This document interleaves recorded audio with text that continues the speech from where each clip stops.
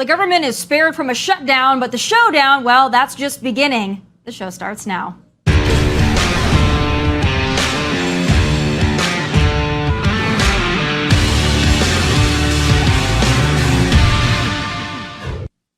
Well, it was another spicy weekend for politics and football, but we'll get to that one later. Here are a few takeaways. Our border is being invaded by hundreds of thousands, the highest number ever recorded, and your leaders, your uniparty representation in Congress and, of course, in the White House, are more concerned with people and borders in Ukraine. Here is a written statement from your president, President Clueless, about averting the government shutdown, an entire paragraph of which is dedicated to Ukraine. Shocker. Quote, we cannot under any circumstances allow American support for Ukraine to be interrupted. Just let that line, that entire paragraph sink in. Name another country on the face of the earth whose president would release a statement prioritizing the safety and security of another nation. Name one. I dare you. The U.S. of asylum is the only nation on God's green earth that does this. Babysits, funds, and welcomes the world while neglecting its own citizens. And that's not a compliment, that's an embarrassment. And here's what else is an embarrassment. The Democrat Party, just as a whole, led up by this, the dimmest bulb on the Christmas tree. I hope this experience for the speaker has been one of a personal revelation. I'm not being facetious.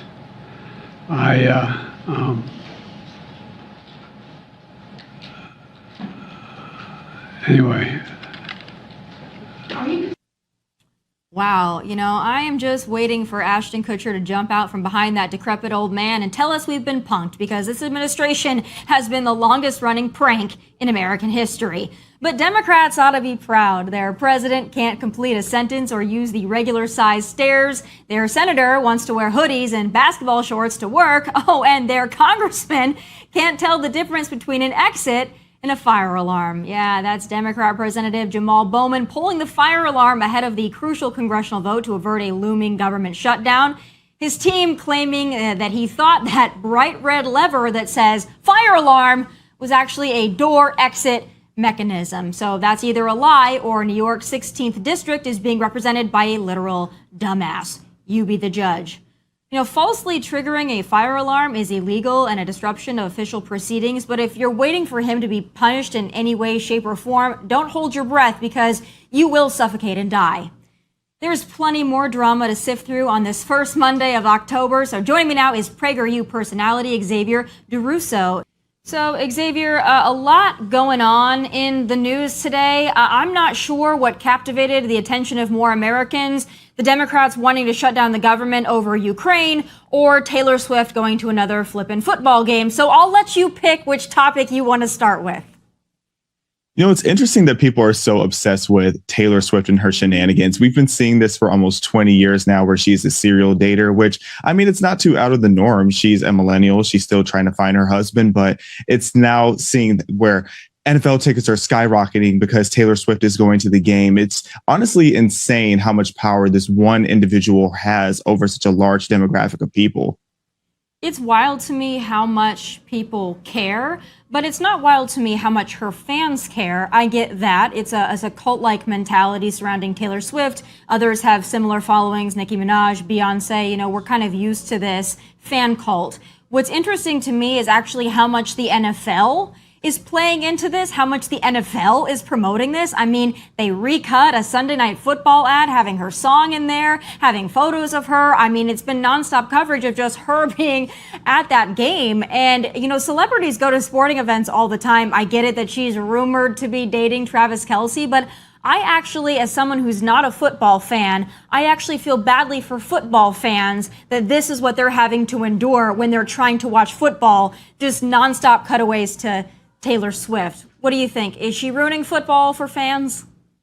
You know, it definitely is a bit cringeworthy. You know, a lot of people have their girlfriends now actually invested in the game a little bit. So I guess there's a bit of a perk there, but the NFL is just capitalizing on the tickets probably and all the extra press. I mean, there's no such thing as bad press. And when you're trying to sell out these arenas, you might as well have a celebrity of celebrities like Taylor Swift there to bring in everybody's attention. I just hope it's short-lived. I think It will be. every single headline on my timeline is something about Taylor Swift or somebody eating a chicken nugget, or to me it's gone too far. So that was really the news of the weekend. I'm surprised it wasn't the potential government shutdown and the pulling of the fire alarm by Representative Bowman, but it actually was Taylor Swift. Moving on from that, though, I do want to get to more important matters, and that is this government shutdown and the criticisms of both Kevin McCarthy and Matt Gaetz. So on that kind of battle of the titans here, which one do you align with more? Which one do you think is more right, if either, in this new kind of feud of the right? You know, it's a bit difficult to say. I feel like I'm a bit split in the middle. I understand why Matt Gaetz is trying to hold Kevin McCarthy accountable, but at the same time, I'm not a fan of people in the Republican Party just constantly at each other's throats. You know, I feel like Matt Gaetz is really just trying to stay in the headlines a bit by being so adamant in going after Kevin McCarthy, because realistically, they're not going to be able to vote him out of his seat. And even if they did, then who would they be replacing him with? The Democrats are surely not going to put someone who is, I guess you could say, a little further right than McCarthy, because that's not going to benefit them. So I just think that this is all just a game at this point. And it's getting a bit frustrating that we're constantly at odds with each other rather than actually finding solutions to these issues. Speaking kind of the pandemonium surrounding Taylor Swift, it feels to me like a lot of our representatives, I think AOC was kind of the first one, but now it's a lot more Republicans getting in on this influencer game. It feels to me like there's a lot of people that are elected officials that would rather, as you say, be in the headlines or have a viral moment or just get attention rather than actually governing for their people. And I think a lot of the things that Matt Gaetz stands for are noble. Same thing with Marjorie Taylor Greene, Lauren Boebert. A lot of the things they stand for, I also agree with, but it feels like with those three specifically, it feels a lot more like they're trying to do whatever they can to be popular, famous, or infamous rather than doing their actual jobs. Do you think we're running the risk of that influencer culture infiltrating not only Congress, but the conservative movement?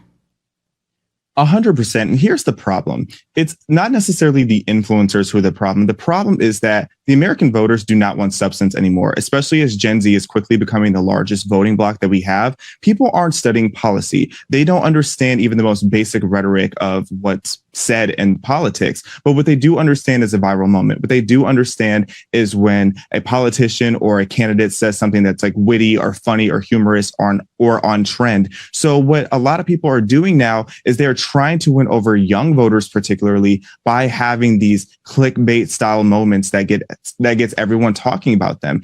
Personally, I'm getting sick and tired of this celebrity politician era that I feel that we've really been seeing ever since Obama, but it is the reality of the matter. But what I want the Republican Party to start utilizing more is the benefit to this influencer culture. There are so many influencers out there who actually do bring substance and have something valuable to say and are going to help them market to young people without being corny or embarrassing or doing these awkward trends just for clicks. There are ways that you can combine substance with virality, but we're not seeing that be executed well enough.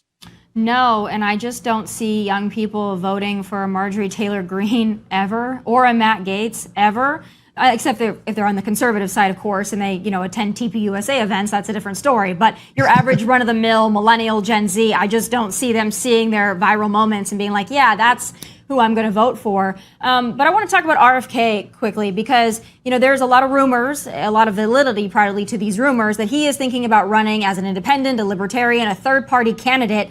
And that seems like trouble for Joe Biden, but I think that could also be trouble for the Republican Party too. If Donald Trump is our nominee, there are going to be people that won't vote for Joe, but they don't want to vote for Trump, and I think they might turn their eye to RFK. So a lot of these Republicans celebrating about an RFK Jr. run as a third party, I'm a little concerned how that's going to affect the right. What is your thought? I agree with you 100%. I think a lot of people initially did think that this was bad news for Joe Biden because a lot of the people who are just loyal to not voting Republican were going to start voting for RFK. However, I think this hurts Trump a lot more than a lot of people initially let on because those independent voters are who we desperately need to win over on the right. And RFK, he's winning a lot of independent voters. I try to talk to people on a grassroots level as much as possible, and it's shocking how many local Republicans are wanting to vote for RFK. And now that he's independent, they lose that guilt and shame of voting Democrat. So a lot of these Kennedy Democrats, as well as just general independents, are certainly going to be looking at RFK. This takes away a lot of votes from both sides. So I think every candidate needs to take RFK very seriously. No, I agree with you. I think, as much as the left tries to ignore him, I think that the right is going to, in a lot of ways, embrace him if they don't like Donald Trump and Donald Trump ends up being our nominee. So it's almost kind of like the Bernie Sanders effect as well. He doesn't fit the mold, and a lot of people like that about him, even though some of his policies, some of his, I guess, preferences are a little bizarre. Some I agree with. I agree with all of his COVID thoughts for the most part. But I also want to talk about what's going on in America because, as we both know, this is a circus. We had Philly last week, mass looting. We had, Meatball, another influencer, being slapped with 6 felonies. Thank goodness. Whether she will ever serve hard time for any of them is questionable. But then we have another story out of Michigan, and we have, video of it. And I want your reaction. I don't know if you saw this yet. But there is a teacher in this school in Flint, Michigan, an academy school, a high school, and she was trying to break up a fight between 2 young people. She got herself in the middle where one young person threw a metal chair at her head, knocked her out cold. The teens continued to fight over her injured body. This seems to be the norm now. I think young people have gone feral, and I don't know how we correct it. I don't know if there's an antidote for that. Is this just the situation we're stuck with moving forward? Well, first of all, I pray that that teacher has a speedy recovery because no amount of money in the world is being printed to justify someone having to endure being treated like that at their profession, especially when it's someone like a teacher who is passionate about trying to put these kids on the right path. To see her have to go through that is very, very saddening. But the first question that I had when I looked at this video is, what is happening in that girl's household that makes her have such a lack of regard for another human being, let alone for her own future? Because a decision like that to throw a chair at someone could not only end someone's life, but it can ruin all the opportunities that she has. And it's very sad to think that this girl might have went home and been relatively unpunished. What if she doesn't have a proper 2-parent household or even a proper parent in general to discipline her? And is this behavior going to continue for her? And is she just going to be a part of the statistic that I call a school to prison pipeline? It's very sad to see our youth declining at such a rapid manner. But the one thing that gave me a little bit of hope when I saw this video circulating on Instagram, I always go to the comment sections because a lot of times when we see this level of degeneracy, many people are cheering it on and encouraging it. But for once, we finally saw comment sections that were overwhelmingly against this. So it did give me this tiny bit of hope that people are disgusted by this behavior, that maybe we can start to correct our culture. But as of right now, this is certainly becoming the norm in a lot of these major cities. So that's an actual crime, somebody, assaulting somebody else, causing injuries, maybe even lifelong injuries. I mean, there's been numerous incidents, whether it's attacking the teacher or attacking a fellow student in the hallway. We've seen a lot of trans students attacking other students. That video went viral last week. But then there's another story of a non-binary student in Oregon, shocker, awarded $300,000 for being bullied for being trans. Now, listen, I don't believe in bullying anybody. Some of the things that happened to this student were abhorrent, pulling the pants down. I don't believe in any of that. None of that has a place. But I think there are a lot of kids and a lot of schools that are bullied for one reason or another, and I don't see them getting hundreds of thousands of dollars in a payout. So what do you think this is? What does this represent? And do you think we're going to see more of this, especially on the non-binary, you're discriminating against me side of things? I think this is just the beginning. Oh, it's certainly just the beginning. I've said this for years now, that victim mindset and being a victim in general is extremely profitable, because you hear this time and time again that 10 years ago, we never would have even imagined that someone could win $1 for being harassed because they went to school, perpetuating this narrative that they do not have a gender. But now it's becoming such a norm and such a reality, even at such a young age. What would a parent expect their child to go through when you send your child to school and you have this complete brainwashing over them that they're expecting other people to cater to. What I respect about very young people is they tend to call it like they see it, and they are very blunt and they are very direct about their opinions. And while I, of course, do not condone bullying in any way, but it does not shock me that a student who is trying to force everyone else to be a part of their delusional mental illness, that they are being harassed at these school systems. And unfortunately, as we continue to see more and more non-binary, quote unquote, students, we are certainly going to see a lot more lawsuits and a lot more parents who are adamant about making the teachers be social justice warriors just like them. And a lot of these teachers are happy warriors for that social justice cause. That's another unfortunate part of this. I think the discussion, not only do we need more people that are doing vocational jobs and going into vocational training, we need more conservative-minded folks to get into education. If we ever want to have a chance in this country, that's a part of this that I think really deserves a discussion. A lot of conservative teachers being run out, of course, because they feel as though they are in the minority and they can't actually teach the way that they were taught to teach about academics and not about rainbows. Last thing I want to ask you about, though, is the big elephant in the room. Gavin Newsom, right, appoints LaFonza Butler, and I'm going to get to this in my final thoughts and give my thoughts, but I want to get your top line thoughts here because this broke late last night that he picked someone to replace Dianne Feinstein. Of course, we know that he already committed to having a black woman fill this spot. But now we're getting more information that she was actually registered to vote in Maryland not too long ago, if not still. So how do you think this is going to play out for Gavin Newsom? He went the identity politics route. He picked the first LGBTQ black woman to serve in California Senate. But does this pan out for him, or do you think there's going to be some backlash to this decision? I certainly think there's going to be backlash publicly and in the headlines, but will he see any accountability? Absolutely not, because he played his cards correctly. He went and got someone that was an affirmative action hire, as I look at it. But by playing the identity politics route, he's going to be able to completely deflect from the fact that there are some sketchy details to this story. And he can just lean on the fact that he did the greater good for society by hiring someone of her demographic. I don't trust anyone who's connected to Gavin Newsom, so it's no surprise that this person has a sketchy history. Yeah, also worked for Kamala Harris, too. So that's another one. And I think we've learned through Kamala Harris and really pretty much every Biden appointee and selection that going with identity politics over merit doesn't work out so well. So here we are. Unfortunately, we still have some time to endure this, but I guess we'll get through it by watching Taylor Swift at Kansas City Chiefs games. I guess that's just our escape now, and we can all put our blinders on and focus on that. Xavier, thank you for being with me. God bless you, and I'll have you back real soon. God bless you. Thank you for having me. Of course. All right. Initial data for September shows a whopping 260,000 illegal immigrant encounters at the border. That happens to be the highest single month ever recorded, at least until this month hits the books, I'm sure. And guess what? There's nothing anybody is really going to do about it. Squawk and moan and pontificate, but nothing is really being done.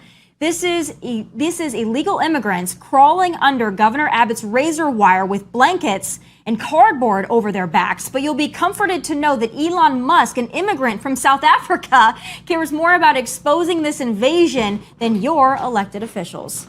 How many of the 4 or 5 million legal immigrants are sent back to their countries every year? I'll give you an example. Here in Del Rio sector is one of 9 sectors, okay?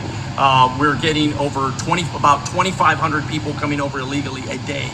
And we are repatriating or sending 0 back. Zero. Zero. So zero is quite a small number. Yeah, exactly. Okay, let's just literally 0. So 0. basically there's no repatriation. What is happening is This is insane. What is happening is, at best, they will send people to other parts of the border. That's not back to where the country of origin. That's still Laredo or El Paso. Okay. In worst case scenario, and I want to bring in the mayor here, the worst case scenario is where they're at. You bubble to a point where there's nowhere else to send them. So what you end up doing is you release them into the street. This isn't sustainable, and our next president better be in the business of mass deportations by the millions. Here now with his expert analysis is former acting Secretary of Homeland Security, Chad Wolf. Chad, it's great to have you. Now, I want to ask you right off the bat, you know there's an invasion. I know there's an invasion. Anybody with eyes knows there's an invasion at our southern border, but I just want to debunk the left's claims right out the gate, because they say, every administration has struggled with illegal immigration and having an immigration crisis. You've been around, you've seen it all, you know what's been going on. Is that really the case? Is this just business as usual, the same song and dance we've been seeing for generations? Yeah. Well, thanks for having me on. Obviously, it's not business as usual. What we're experiencing along that southern border is historic. It's historic by any metric or measure that you're using. And so while I think it is true to say that we've always had issues with illegal immigration and folks coming across that border, we are seeing numbers and we are seeing the capacity come across that border that we have never seen before. And so all of the different excuses by the Biden administration, really, if you recall, first it was Trump's fault, and then it was seasonal, and then it was cyclical, and then there's like this Western Hemisphere migration pattern that's going on. And so, it's everything but the policies that they put in place. And so I think what most of the listeners and others need to understand is that the numbers that we're seeing and the crisis and the calamity that we have along that southern border is, one, it's self-imposed, it's self-inflicted, it's by design, and it is to the extent that we have never seen before. I agree that it's by design. I went to the border numerous times during the Trump administration, so I know that it can be done. But at this point that we are now, if this president, if this administration decided to get tough on it, if Congress decided to get tough on our border and our laws, is this fixable? And if so, how long would it take to have a real change at that southern border? Well, I do think it's fixable. Now, it really depends on what you implement. So if you had, for instance, former President Trump in office with his team and he really wanted to fix this, you could probably start making some incremental improvements, probably about 90 to 120 days. And then it would take several months after that to really start seeing some numbers drop. This administration is not going to take those decisive actions, the big decisions that need to be made. And so they're going to continue to try to make some improvements around the edges, but we're not going to really see any measurable impact because they have let it go so bad and so far that the numbers are so astronomical that you can't get this in hand, I should say, without some dramatic changes. And I don't think that they're willing to actually make these hard decisions. And let me just also say, let me kind of dispel the myth here that this is up to Congress to fix. That is wrong. This administration caused this crisis. They also have the ability to fix it. Instead, they'll continue to shift blame. And their latest talking points is that it's a broken immigration system that Congress needs to fix. And yet this administration, the first thing that they sent to Congress back in 2021 was mass amnesty for 12 million people. And somehow that's going to fix the border. It's a charade. They have no intention of fixing it. And unfortunately, I think we're stuck with it as long as they are occupying the White House. But that's their version of fixing it, which goes back to the by design thing. They have no desire to fix it. They have a desire to make it look less bad. And they've said, time and time again, they tell us, they kind of brought back Remain in Mexico, and there were certain policies that they were going to implement where people stop in another country and then they put their asylum claim in. But we know that in practice, that's not actually working. When you're seeing what's happening at the border and you're seeing from an insider perspective, are our Border Patrol agents, are they just essentially hand-tied at this point where they're just welcoming people in and there's nothing that they can really do about it? I think that's right. I think the morale that you see among Border Patrol agents today is probably the lowest that we have ever seen it. Border Patrol has essentially been turned into a migrant processing agency. They're no longer doing that national security mission out on the line, trying to stop bad people and bad individuals coming in. 7 out of every 10 Border Patrol agents are in their centers processing migrants. It's not where they should be. It's not what the American people really pay them for. But again, this is by design. This is what this administration wants them doing. And so they've got a tough job. They're in a no-win situation. But morale, retention, hiring, all of that is suffering under this administration. Because they're not being allowed to do their job. Law enforcement officers above anything else. And why they really love former President Trump so much is he allowed them to do their job. He told them to go out and catch bad people and bad things. And that's exactly what they did. And now they're having to work and go, about their day with, I would say, one or maybe even both hands tied behind their back. Yeah, I mean, we're seeing just lines of people, and that's another part of this that I find interesting because there's a lot of competing narratives as to what exactly the policies and the process is surrounding this mass asylum seeking. So to my knowledge, if you want to claim asylum, you do it at a port of entry. You don't do it after you're trying to cross the river or after you're crawling under razor wire and then saying, oh, I'm claiming asylum. So how is that, if that is in fact the case, that you have to present yourself at a port of entry to claim asylum, how are all of these people being given these court dates to claim their asylum and then led into the United States, mass released into our country? How is that even possible? Is it legal? Is it even following, the spirit of asylum seeking at this point? Yeah, so under U.S. law, you can claim asylum whether you do it at a port of entry or whether you're doing it between a port of entry, as long as you're on U.S. soil. Now, what the left will try to tell you is what should occur after that. And I think that's really the sticking point, is that all of these individuals should be released into the country pending their asylum proceedings. And for those of us who worked in the Trump administration, we disagree with that. The law actually doesn't say that. It says that you need to actually detain them. And if not, then you can hold them in a safe third country, as we did with the Remain in Mexico program and policy. Now, look, there's a lot of fraud in the asylum system. I think it needs to be reformed. And I think Congress can do that.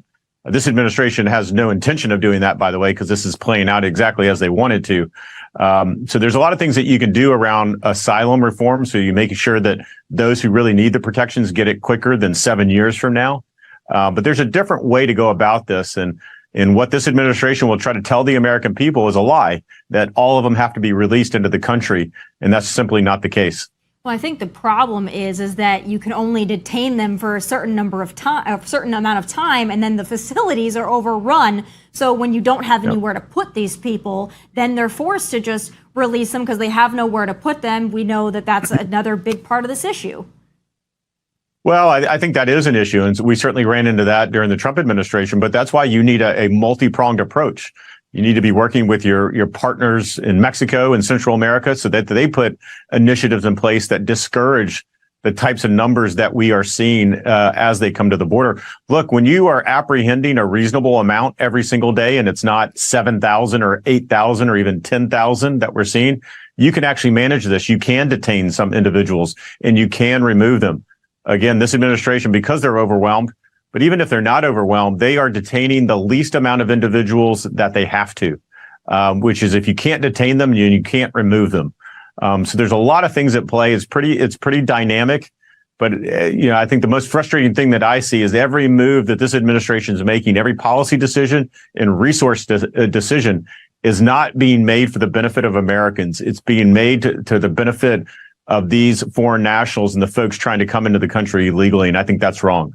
Last question for you. There was a movement a few years back to defund ICE, of course, defund Border Patrol, defund ICE. I haven't heard a lot about ICE these days. I would just assume that ICE really isn't necessarily operational because we know that for many years they've had their hands tied behind their back. But is ICE actually working right now to remove illegal immigrants from this country? I haven't seen that play out.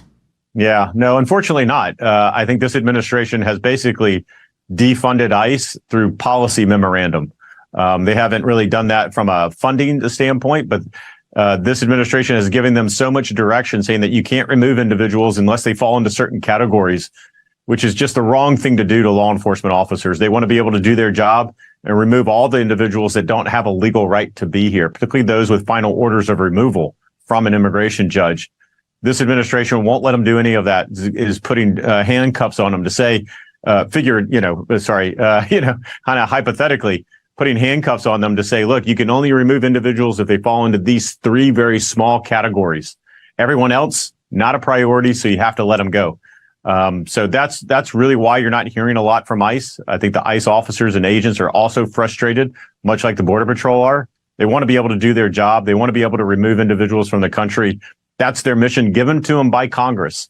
And this administration is, again, saying, don't do your job. Instead, we've got a political agenda that you need to be on board with. It's so frustrating. I can't imagine the people that are on the ground having to do this day in and day out. I can't imagine why any of them continue to do it, but we're thankful that they do. Thank you so much for spending time with me. I'll talk to you in a while. It'll probably still be the same crisis. This September was, the highest month on record. October probably will be even worse. So I'll have you back and we'll break it down. We'll see if there's any will on the left to change this now that the blue cities and states are having an issue with it. But I'm not going to hold my breath. Chad Wolf, thanks so much for spending time with me. All right. Thanks a lot. Appreciate it. All right. Senator Dianne Feinstein's death left both a vacancy in the Senate and Governor Gavin Newsom in a real pickle as he decided which black woman to anoint and appoint to the seat. He made his choice, but in my humble opinion, he missed out on an obvious choice, and I have some final thoughts.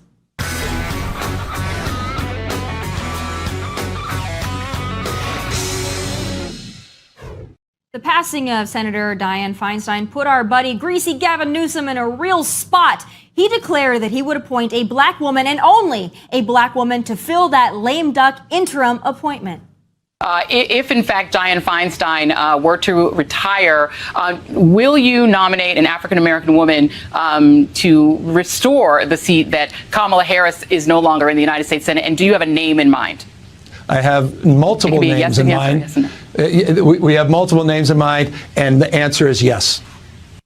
Oh, but Gavin also declared he would not appoint one of the candidates already running for the spot, which includes a black woman, Barbara Lee, because he didn't want to tip the scales of the March primary. So that left Gavi in a real bind, especially after black women in California were seemingly pretty pissed at his whole philosophy and felt he would be using them as a placeholder or a bench warmer for the eventual and actual senator who will win the spot. The whole concept is actually pretty racist, but Democrats gonna Democrat, so it is what it is. And lo and behold, he did it by appointing this woman, LaFonza Butler. She checks all the identity boxes: black, a woman, and a pro-abortion activist who serves as the president of Emily's List, a pro-abortion group dedicated to elevating pro-abortion women into elected offices. Oh, and she's also LGBTQ. Damn, Gavin, I gotta hand it to you. You out-checked your boxes with this one. Only problem is she lists her residence as Maryland, and you're trying to appoint her to a seat in California. But hey, I'm sure no one will notice. Interesting to note, this LaFonza Butler also served as a senior strategist on Kamala's 2020 presidential campaign. But speaking of Kamala, I really think Gavin missed an opportunity for himself. Gavin, old buddy, old pal, there was an option that could have been even better for you. Appointing Kamala, black and a woman, check and check. Now, I don't know how this would have unfolded or what constitutional hurdles this strategy would have had to clear to become possible, but hear me out. If I were a Democrat strategist, I would have played it like this. Are you ready? The DNC, the powers that be who actually run the show, the Obama holdovers like Valerie Jarrett and others who are actually running this White House. Yeah, they should have sat down with Kamala and let her know the obvious in no uncertain terms. She will not be president. She cannot run for president. She would lose dismally and end up with a legacy of international embarrassment. So they could have convinced her to instead take this Senate appointment and release some BS statement about wanting to return to the Senate and represent California, blah, blah, blah, whatever. Okay, so then Kamala would have been out of the way and the Democrats would have finally been free and clear to kick the big guy Brandon to the curb, and then bam, just like that, Gavin Newsom becomes the Democrat nominee. Now, I know all of this sounds a little far-fetched, but actually not as far-fetched as the Democrats actually trying to run Basement Dementia Joe or Czar of Disaster, Kamala Harris. They need an out, and this Senate vacancy could have been just the thing. A missed opportunity for Gavin Newsom, if you ask me. But nonetheless, I still maintain Gavin Newsom will be the Democrat nominee. So gird your loins, America. Those are my final thoughts. Don't forget to like and subscribe OutKick on YouTube. From Nashville, God bless and take care.